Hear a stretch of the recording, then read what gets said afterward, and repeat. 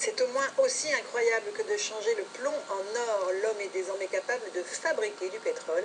Les chercheurs français et espagnols ont trouvé la formule miracle en recyclant nos rejets de CO2. C'est une révolution énergétique et écologique qui est déjà en marche en Espagne, où se sont rendus Christine Chapelle et Jean-François Drouillet. Regardez leur reportage.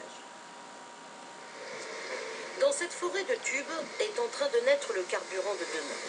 On y reproduit en 48 heures ce que la nature a mis des dizaines de millions d'années à faire, fabriquer du pétrole. Ce sont des cultures de microalgues extrêmement concentrées.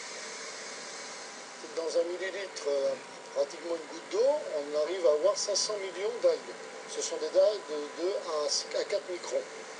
Pour nourrir ces végétaux, il faut de la lumière, bien sûr, c'est la photosynthèse, et du gaz carbonique, du CO2.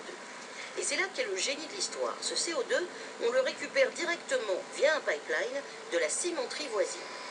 Gavé de gaz carbonique, les algues se multiplient. Ce super concentré végétal sera ensuite filtré pour en retirer l'eau et les oméga 3.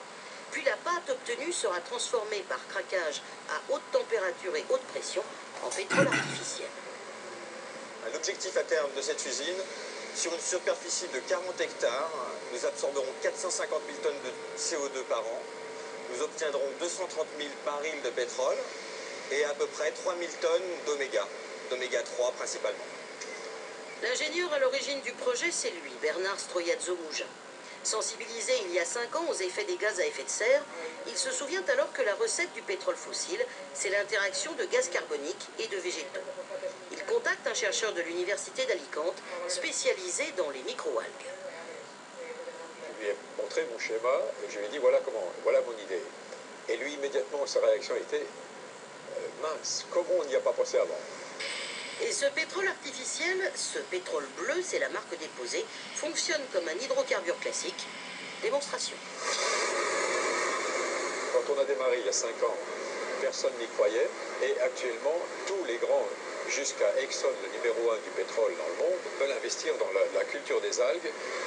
On peut désormais rêver d'un avenir où chaque usine dégageant du CO2 sera couplée à ces cultures d'algues. Plus de rejets polluants dans l'atmosphère, plus de pénurie énergétique. Les terriens y gagneront sur les deux tableaux.